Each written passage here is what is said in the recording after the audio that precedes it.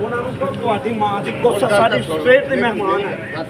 ਕੁੱਤੀ ਦੇ ਬੱਚੇ ਗੱਡੀ ਵਾਲਿਆਂ ਦੀ ਭੈਣ ਨੂੰ ਲੰਨ ਮਾਰਾਂ। ਹੁਣ ਕੀ ਕਰਨਾ? ਪੁੱਛ ਲਾ ਉਹਨਾਂ ਨੂੰ ਫੋਨ ਤੇ। ਵੇਟ ਕਰ ਸਾਈਡ ਤੇ ਹੋਏ ਸਰ ਆਪਣਾ ਜਾਓ ਤੁਸੀਂ। ਜਾਮਾ ਸਾਹਿਬ ਨੇ ਉਹ ਉਹਨਾਂ ਨਾਲ ਮੇਰੀ ਗੱਲ ਕਰਾ ਭੈਣ ਚੋਦ ਕਿਹੜਾ ਭਾਵੇਂ DPO ਹੋਵੇ ਗਸ਼ਤੀ ਦੇ ਬੱਚੇ ਉਹਨੂੰ ਕਹ ਸਾਡੇ ਸਟ੍ਰੇਟ ਦਾ ਮਹਿਮਾਨ ਹੈ। ਇੰਨੀ ਉਹਦੀ ਉਤੋਂ ਅਪਰੋਚ ਹੈ। ਬ੍ਰਿਗੇਡੀਅਰ ਸਾਹਿਬ ਨੇ ਕਾਲ ਕੀਤੀ ਤੁਸੀਂ ਭੈਣ ਚੋਦ ਨੂੰ ਇੱਥੇ ਰੋਕ ਰਹੇ ਹੋ। ਲੋ ਤੁਹਾਡਾ ਹੁਣ ਇਹ ਨੋਟ ਕਰਨਾ ਤੁਹਾਨੂੰ ਸਸਪੈਂਡ ਕਰ ਦੇਣਾ।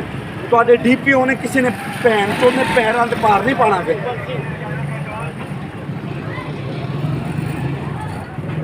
ਕਲੋਨੀ ਸਾਡੀ ਕਿੰਨੀ ਵੱਡੀ ਹੈ, ਇੱਥੇ ਘੰਟੇ ਦਾ ਰੋਕਿਆ ਹੋਇਆ।